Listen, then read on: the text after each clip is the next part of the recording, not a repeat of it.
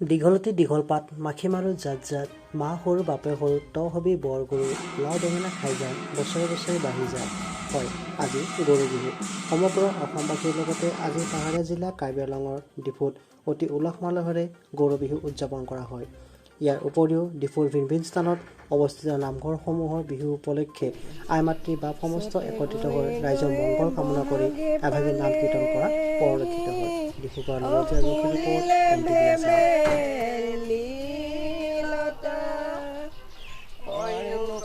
থাকিলে উৰকে নপৰে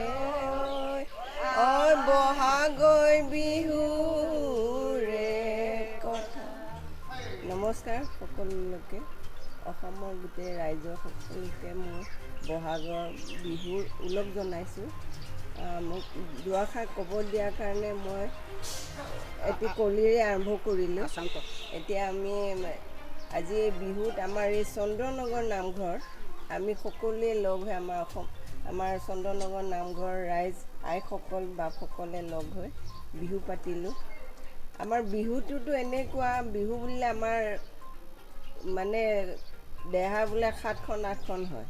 আৰু আমাৰ এই বাপতি সাহোন আমি বহাগ বিহুটো নাপাতাকৈ আমি থাকিবই নোৱাৰোঁ। বিহু সকলো 3টা বিহুৱে আমি মানো, কিন্তু চবতকৈ বহাগৰ বিহুটো বেছি মৰমৰ। কিয়? যেনেকৈ গছপাত নতুনকৈ কুঁহি পাত ফুলাৰ লগে লগে গছডাল ৰমক জমক হৈ উঠে, আমাৰ বহাগৰ বিহুটো আহিলেও নতুন কাপোৰে ঢোলে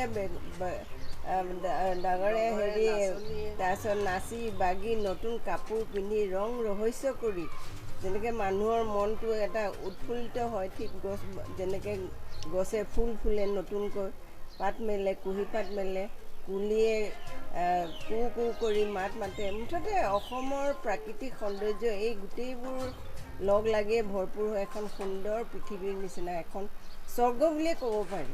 আমাৰ অসমৰ ভূমিত আমি যে কওঁ স্বৰ্গ আৰু নৰক, স্বৰ্গ আৰু নৰক বুলি বেলেগ কথা নাই। আমাৰ এই এতিয়া আমি বাস্তৱত যিখন জগতত আছোঁ এইখনেই স্বৰ্গ। আমি যদি ভালকৈ সকলোৱে মিলি জুলি আনন্দই থাকিব পাৰোঁ, এইখনেই হ'ল স্বৰ্গ। আৰু য'ত আমাৰ বিভিন্ন নৰক যন্ত্ৰণা কিবা কিবি ৰোগ ব্যাধি হাই কাজিয়া লাগে, সেইখনেই নৰক। গতিকে মোৰ বিশ্বাস, এইটো মোৰ ধাৰণা। গতিকে মই ভাবোঁ সকলোৱে মিলি জুলি এখন সুন্দৰ সংসাৰ, সুন্দৰ সকলোৱে মিলি জুলি থাকি এখন মৰম চেনেহে এতিয়া আমি বিহুৰ ওলগ জনাওঁ, ইজনে সিজনক এখন মৰমৰ গামোচা দি সেৱা শুশ্ৰূষা কৰোঁ। ডাঙৰসকলক, সৰুসকলকো তেনেকৈ মৰমেৰে আমি গামোচা চামোচা দি তেওঁলোকক মৰম কৰোঁ।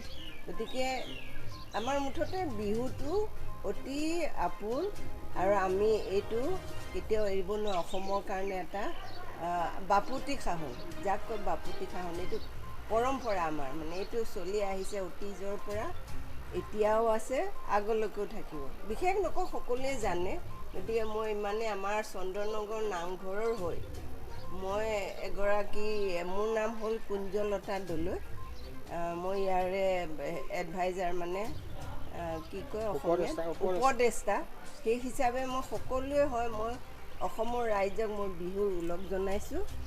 আৰু গোটেইখন মানে আমি আনন্দৰে যাতে সকলোৱে থাকিব পাৰোঁ, তাৰ চেষ্টাৰে আজি ইমানে মোৰ বক্তব্য সামৰণি মাৰিলোঁ।